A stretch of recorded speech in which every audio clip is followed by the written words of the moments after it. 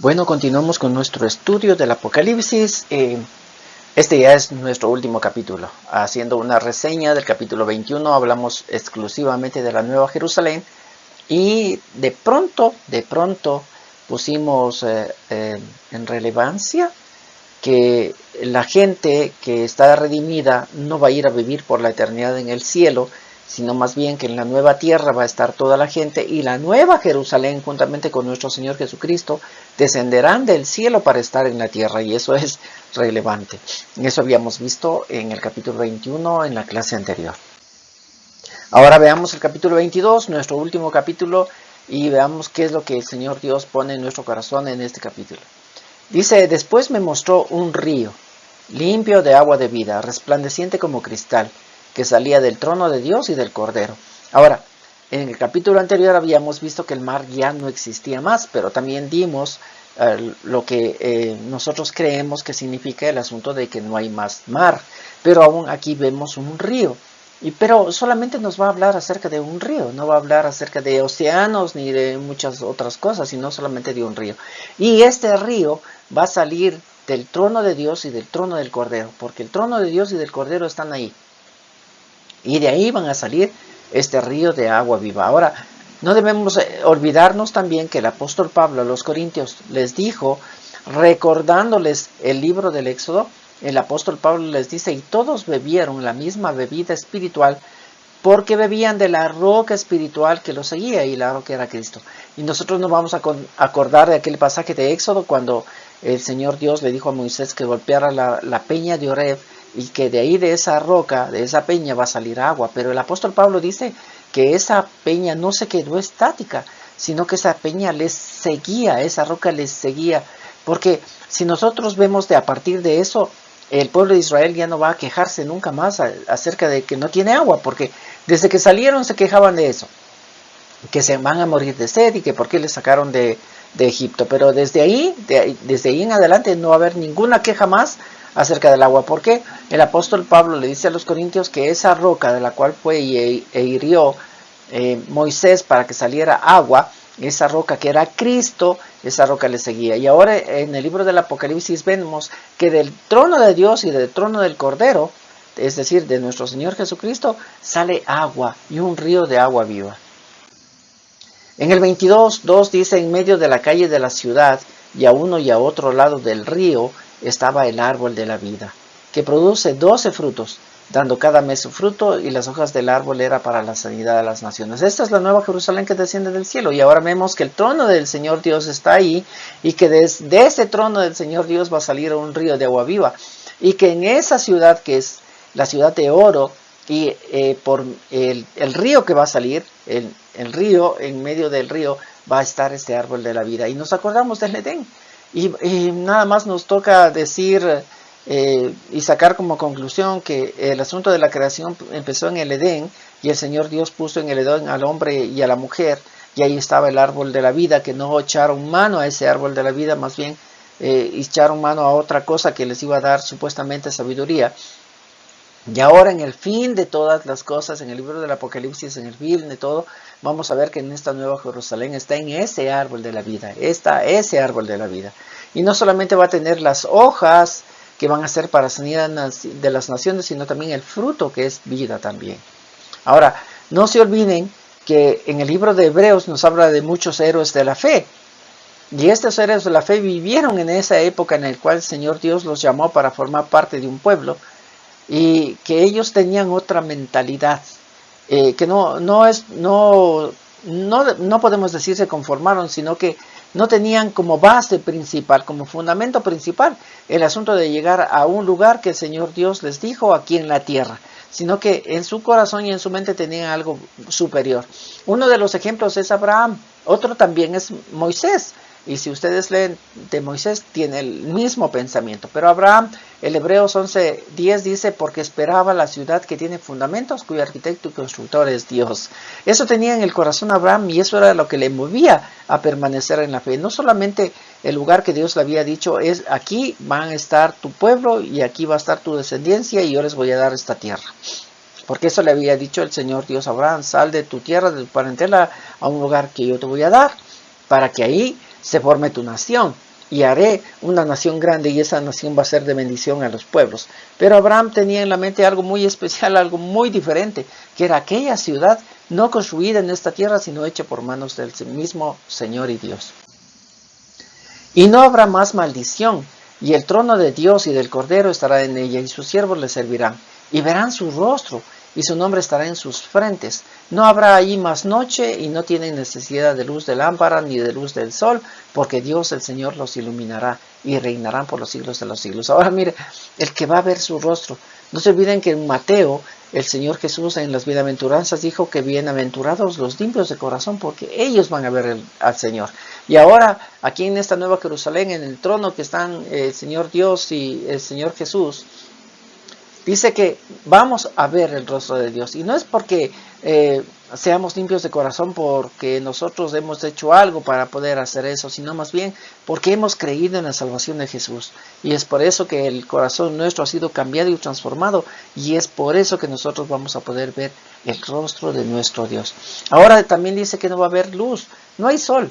Ahora, si nos acordamos en la creación, porque estamos viendo que el Edén fue al principio y ahora vemos la nueva Jerusalén al fin con el árbol de la vida, ahora también vemos la luz, porque no hay luz, no hay lumbreras, sino que es el Señor Jesús que va a estar en la nueva Jerusalén, el cual va a ser lumbrera. Y si nos acordamos del Génesis, en el Génesis 1:3 dice, y dijo Dios sea la luz y fue la luz. Y esto es lo primerito que el Señor Dios ordenó, si nosotros vemos. Pero esa luz no estaba en algún lugar, porque el sol, que es lo que nosotros tenemos ahora como el que emana la luz, el sol fue en el cuarto día creado. Pero sin embargo, en el primer día el Señor Dios dice, sea la luz y fue la luz. Y esa luz que ahora vemos en el Señor Jesucristo y en la Nueva Jerusalén, es esa luz que fue en el principio. Y ahora, no podríamos decir que el Señor Dios creó aquella luz, sino que simplemente permitió que aquella luz fuera o que prevaleciera en las tinieblas de aquella creación. En Juan 8:12 dice otra vez, Jesús les habló diciendo, yo soy la luz del mundo. El que me sigue no andará en tinieblas, sino que tendrá la luz de la vida. ¿Por qué? Porque la luz prevalece sobre las tinieblas. Lo mismo fue en la creación. Y lo mismo dice el Señor Jesucristo, que si tenemos aquella luz no vamos a estar en tinieblas. Y lo mismo va a ser en este nuevo mundo con esa nueva Jerusalén, porque la luz que es el Señor Jesucristo estará ahí y esa será la lumbrera para la nueva creación. Y me dijo, estas palabras son fieles y verdaderas. Y vemos cómo se repite esta frase. Y esta frase lo único que quiere decir es que aquello que el Señor Dios ha dicho, eso va a ser. Y eso se va a cumplir, como lo hemos venido diciendo en los estudios anteriores. Y el Señor, el Dios de los espíritus de los profetas, ha enviado su ángel para mostrar a sus siervos las cosas que deben suceder pronto.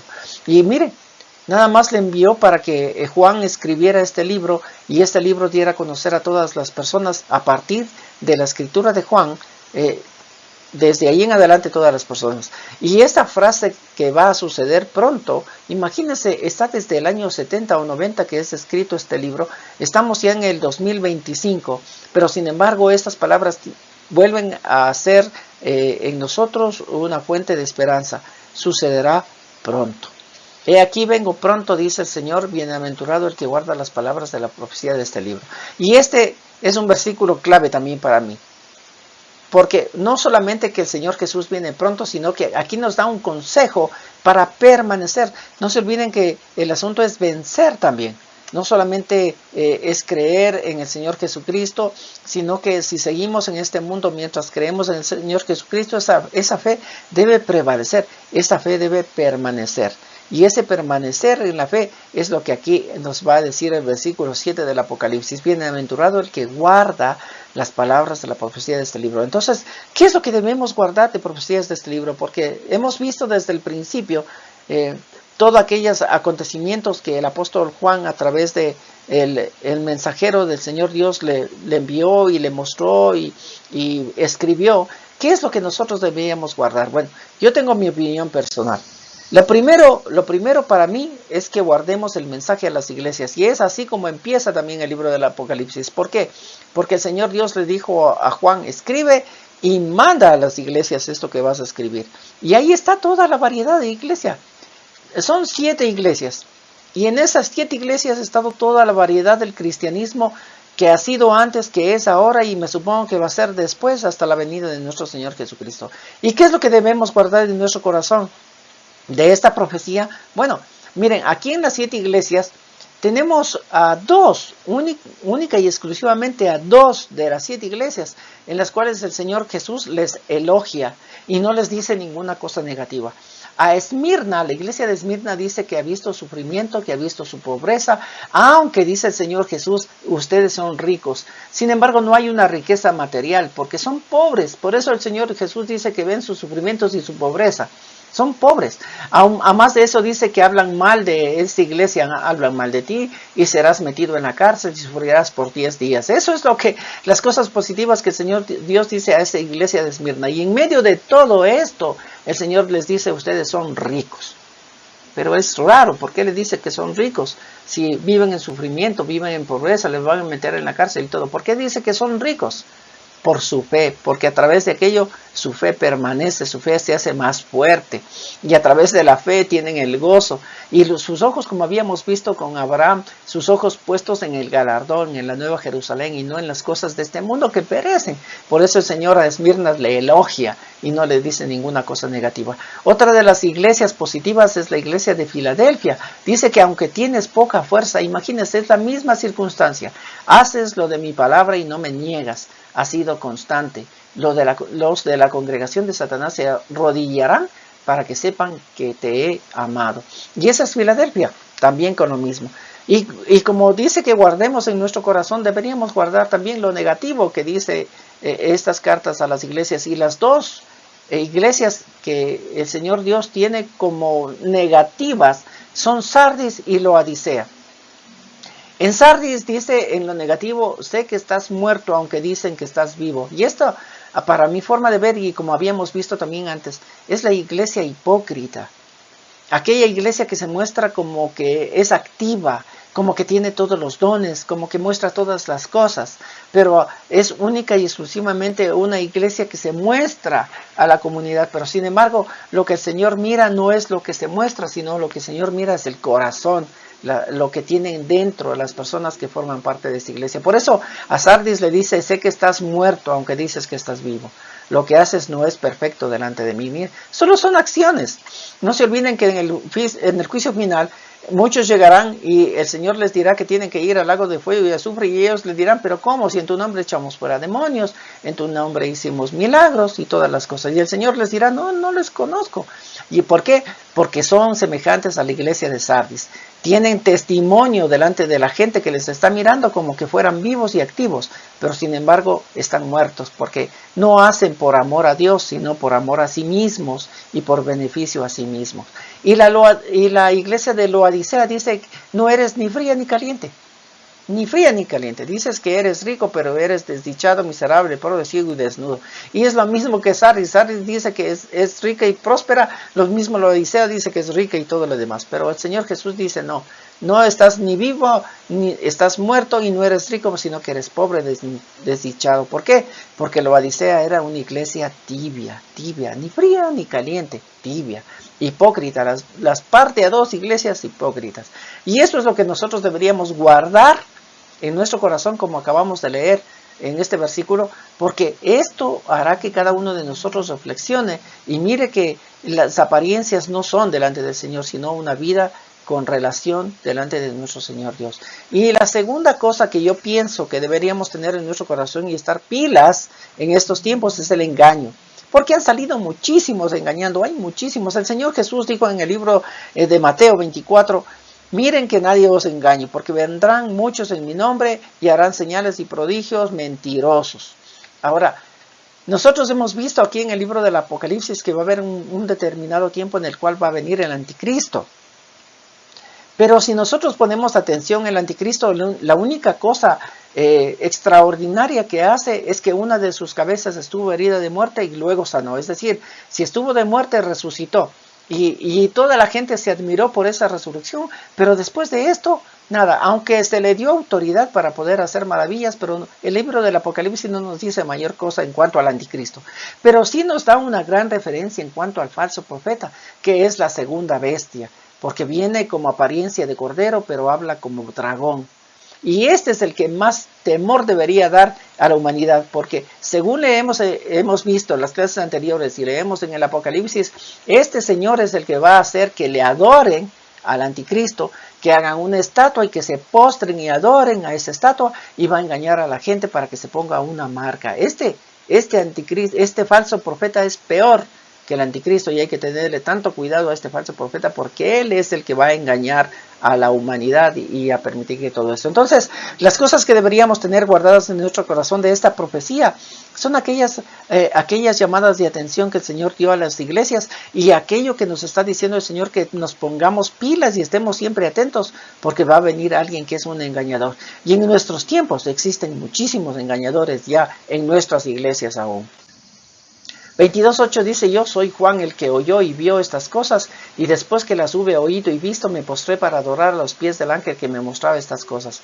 Pero él me dijo: mira, no lo hagas, porque yo soy consiervo tuyo, de tus hermanos los profetas y de los que guardan las palabras de este libro. Adora a Dios. Y me dijo: no selles las palabras de la profecía de este libro, porque el tiempo está cerca. Y miren que esto es especial, porque si nosotros habíamos visto antes también referencias del libro de Daniel, el ángel, cuando habla a Daniel, le dice: sella este libro, sella, porque estas cosas que tú estás viendo ahorita no son para tu tiempo, sino para el tiempo del fin. Daniel escribió para los judíos y les dijo a los judíos todo lo que iba a acontecer en sus días, y aconteció en sus días. Pero hubo unas cosas que el ángel le dijo a Daniel que selle, porque esto no era para esos días, no era para esos tiempos. Así que muchos leerán esto, pero no entenderán. Eso significa sella el libro. No entenderán aquello que están leyendo, porque no es relevante para ellos. Pero sin embargo, ahora el ángel le dice al apóstol Juan: no lo selles, ahora sí, no lo selles. Ahora sí, esto es para el tiempo del fin, y este tiempo está cerca. Así que no lo selles, que todo el mundo que lea entienda, y que vea que estas cosas están sucediendo de a poquito, y va a haber un momento en el cual va a suceder de la noche a la mañana. Vendrá todo como una catástrofe tremenda. El que es injusto sea injusto todavía, y el que es inmundo sea inmundo todavía, y el que es justo practique la justicia todavía, y el que es santo santifíquese todavía. Esto me llama la atención y es tremendo. Miren que en el libro último de la Biblia, en el capítulo último de la Biblia, el Señor Dios da este mensaje y esta sugerencia, porque nosotros batallamos con las personas, pero aquí el Señor Dios le dice: mira, tranquilízate, porque el que sea injusto en estos tiempos va a ser mucho más todavía, y el que se comporte inmundamente va a comportarse peor todavía. Pero sin embargo, aquellos que sean justos, que es la iglesia del Señor, pues practiquen la justicia aún más, y practiquen la santificación aún más. Y eso de santificación quiere decir apártense, porque santidad es apartarse para un propósito. Entonces, si practicas la santidad, es decir, si practicas el apartarte de todas aquellas cosas que se hacen en esta vida, apártate para que hagas las cosas del reino de Dios. Entonces aquí lo que el Señor Dios nos dice es mucho más. Practiquen la justicia mucho más y santifíquense mucho más todavía. Pero cuando vean a las personas que son injustas y que son inmundas, es que van a hacer mucho más. ¿Por qué? Porque aún el mismo apóstol nos dice que en los postreros tiempos las cosas serán peores y más difíciles aún. Y aquí el libro del Apocalipsis nos está diciendo que eso va a suceder. Versículo 12 dice: aquí yo vengo pronto, y mi galardón conmigo, para recompensar a cada uno según sea su obra. Yo soy el alfa y el omega, el principio y el fin, el primero y el último. Y luego se repite nuevamente que Él viene pronto.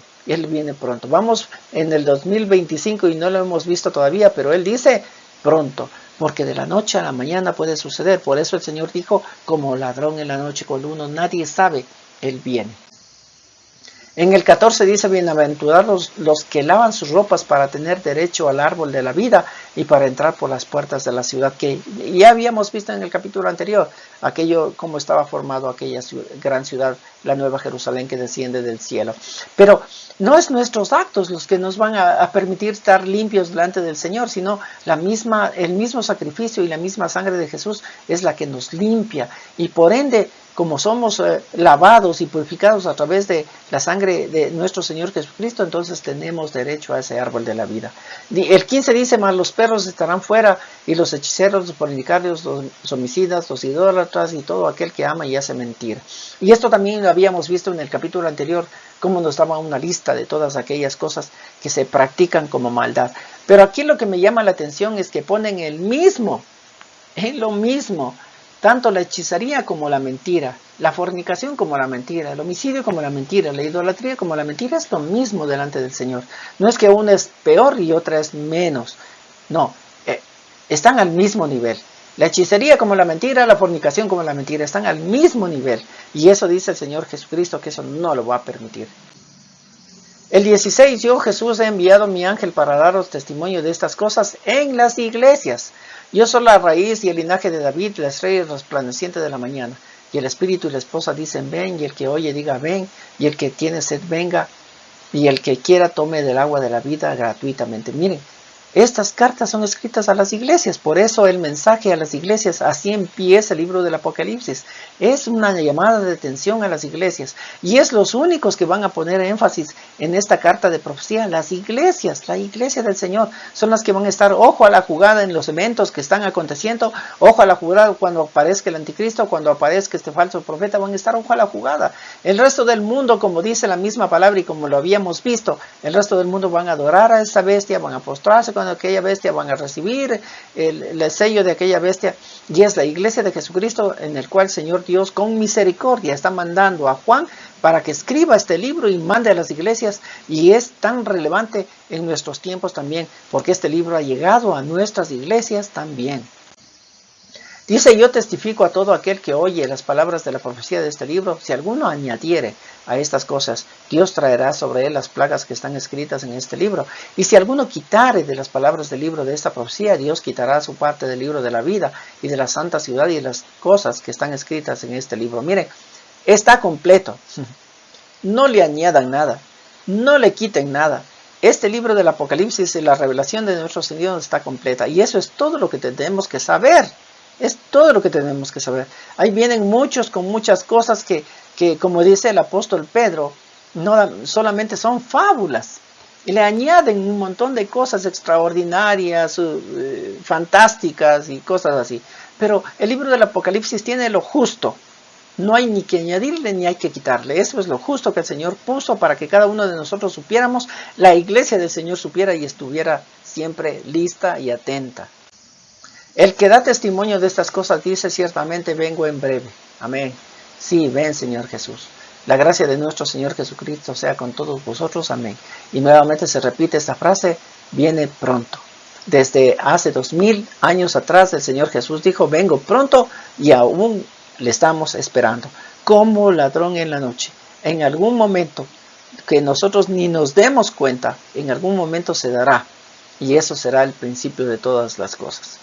Gracias al Señor Dios por habernos permitido estudiar este libro y poder llegar a estar preparados con todas las cosas que el Señor Dios nos ha mostrado. Dios me los bendiga muchísimo. Nos veremos en un nuevo estudio en una próxima oportunidad.